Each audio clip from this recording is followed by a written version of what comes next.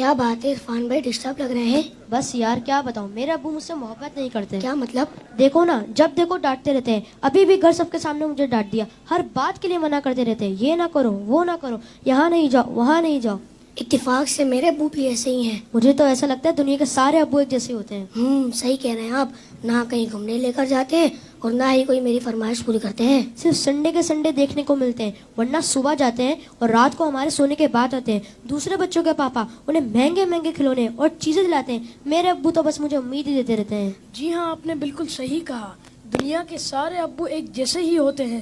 وہ خود سے زیادہ اپنے بچوں اور فیملی کا خیال رکھتے ہیں۔ کیا آپ نے کبھی یہ سوچا کہ کیا ان کا دل نہیں کرتا ہوگا کہ وہ بھی گھر میں رہیں، سکون سے بیٹھ کر آرام کریں؟ پتہ نہیں، شاید چاہتا تو ہوگا۔ اور جہاں تک بات ہے آپ کی فرمائشوں کی، تو ان کی سیلری ہی اتنی کم ہوتی ہوگی کہ وہ چاہ کر بھی آپ کی فرمائشیں پوری نہ کر پاتے ہوں۔ ہو سکتا ہے ہماری ضرورتیں پوری کرنے کے بعد ان کے پاس اتنے پیسے ہی نہ بچتے ہوں کہ وہ ہماری فرمائشوں کو بھی پورا کریں۔ میں نے اس طرح سے کبھی سوچا ہی نہیں۔ اور جہاں تک آنکھیں دکھانے کی بات ہے تو یہ بھی ان کی مجبوری ہے کہ ان کی ڈیوٹی ہے کہ وہ ہمیں ہمیشہ بری باتوں سے روکیں اور اچھی باتوں کی ترغیب دیں۔ اچھا فیضان بھائی، یہ بتائیں آپ کی ضرورتوں میں کوئی کمی آئی ہو؟ نہیں تو بالکل بھی نہیں۔ کبھی ایسا ہوا کہ آپ بیمار ہوئے ہوں اور آپ کے ابو کو آپ کی فکر نہیں ہوئی؟ ہماری بیماری میں سب سے زیادہ پریشان ہونے والے ہمارے ماں باپ ہیں۔ آپ کے ابو چھوڑ کر کہیں گھومنے چلے گئے ہوں؟ نہیں تو کبھی نہیں۔ کبھی ایسا ہوا کہ آپ کے ابو نے خود تو کچھ اچھا کھایا اور آپ کو نہ دیا ہو؟ کبھی نہیں۔ اگر کوئی اچھی ڈش کم ہوتی ہے تو وہ ہمیں دے دیتے ہیں اور کہتے ہیں تم کھا لو، میرا دل نہیں چاہ رہا۔ اگر یہ پیار نہیں ہے، محبت نہیں ہے، تو پھر کیا ہے؟ ماں اور باپ دونوں ہی محبت کرتے ہیں، لیکن ماں کی محبت نظر آ جاتی ہے اور باپ کی محبت کو محسوس کرنا پڑتا ہے۔ میں کتنا غلط سوچ رہا تھا اپنے ابو کے بارے میں۔ لو یو ابو۔ Love you very much. باپ باپ ہی ہوتا ہے۔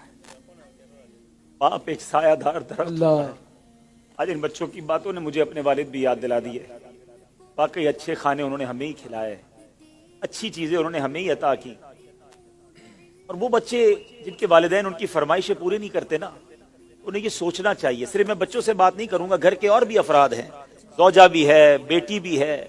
وہ کہتی ہے ابو آپ ہمارے لیے کچھ لاتے نہیں ہیں، بیوی کہتی شوہر سے آپ کچھ لاتے نہیں۔ اس بیچارے سے تو پوچھو اس کی مجبوری کیا ہے۔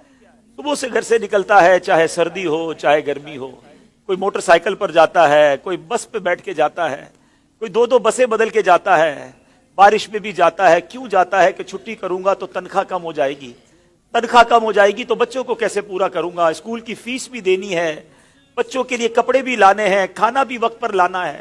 ہر چیز ہمیں تیار ملتی ہے۔ اس کی سورس کون ہے؟ وہ سورس ہمارے والد ہیں۔ اور بہت پیاری بات اس بچے نے کہی کہ ماں کا پیار تو نظر آتا ہے، والد کا پیار محسوس کرنا پڑتا ہے۔ پوچھو ان سے جن کا باپ چلا گیا۔ والد ایک سایہ دار درخت ہے۔ کبھی درخت کو دیکھا آپ نے؟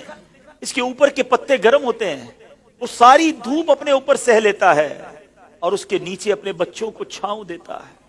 مگر لوگ بعض اوقات اپنے والد کی قدر نہیں کرتے، اپنے والد سے الجھتے ہیں، اپنے والد کو برا بھلا کہتے ہیں۔ یاد رکھیے میرے آقا فرماتے ہیں، اس کا مضمون یہ ہے کہ والد کی رضا میں اللہ کی رضا ہے اور والد کی ناراضی میں اللہ کی ناراضی ہے۔ کبھی اپنے باپ کو ناراض مت کرنا۔ اگر وہ بوڑھے ہو گئے ہیں تو اب تمہاری باری آئی ہے، ان کی خدمت کرو، انہیں یہ احساس دلاؤ کہ اب میری باری ہے آپ کی خدمت کرنے کی۔ ہم اپنی ماں کو تو کہہ بیٹھتے کہ ماں میں تم سے بہت پیار کرتا ہوں۔ میں ساری دنیا کے بچوں سے پوچھتا ہوں کہ کب اپنے باپ کو کہا تھا کہ ابو آئی لو یو، والد صاحب میں آپ سے بہت پیار کرتا ہوں۔ آپ دنیا میں آج میں جو کچھ ہوں ابا جان میں آپ کی وجہ سے ہوں، یہاں تک پہنچایا مجھے آپ نے ہے۔ ارے جس نے انگلی پکڑ کر چلانا سکھایا، جس نے ہر مشکل میں کہا گھبرانا نہیں، میں تمہارے ساتھ ہوں۔ کہیں پھنس جاتا تھا تو ابو کے پاس آتا تھا، وہ کہتے بیٹا میں سنبھال لوں گا۔ اب وہ جب چلے گئے اب پتا چلتا ہے کہ کون ہے جو سنبھالے گا۔ بچپن اور بڑھاپا برابر ہوتا ہے۔ جب ہم چھوٹے تھے ہم نے بڑی ضدیں کی، ہم نے بہت اپنی باتیں منوائیں۔ اب سمجھو والد صاحب کا جب بڑھاپا آ گیا تو میں نے ان کی باتیں ماننی ہے، ان کی غصے کو برا نہیں ماننا، ان کے ٹوکنے کو برا نہیں ماننا۔ کبھی باپ کا دل مت دکھانا، یہ مت کہنا کہ آپ کو نہیں معلوم۔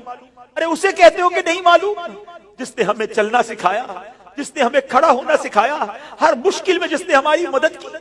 خدارا میں ساری دنیا کے بیٹوں سے، ساری دنیا کی بچیوں سے، ساری اولاد سے گزارش کرتا ہوں، اگر تمہارے والد زندہ ہیں ان کو خوش رکھنا، اور بوڑھے ہو گئے تو اب احساس دلاؤ ان کو کہ ابو جان آپ نے بڑا کام کیا ہمارے لیے، बड़ी मेहनत की, अब हमारी बारी है आपकी खिदमत करने की, अब हम आपको सुख पहुंचाएंगे, अब आप किसी टेंशन में ना रहे, मेरे पास जो कुछ है अब्बू जान ये सब आपका है, आपकी वजह से है।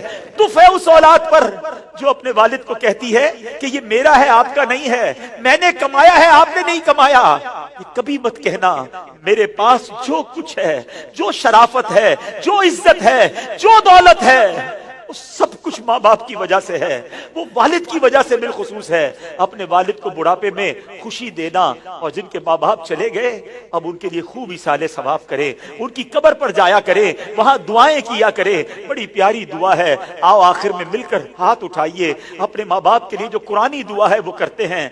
अल्लाहुम्मा रहमहुमा कमा रब्बयानी सगीरा, ए अल्लाह हमारे माँ बाप पर रहम फरमा जैसा उन्होंने बचपन में हम पर रहम फरमाया। जिनके माँ बाप जिंदा है मौला उनको हयाती अता फरमा, सेहत अता फरमा, नेकियों वाली तवील जिंदगी अता फरमा, और जिनके माँ बाप चले गए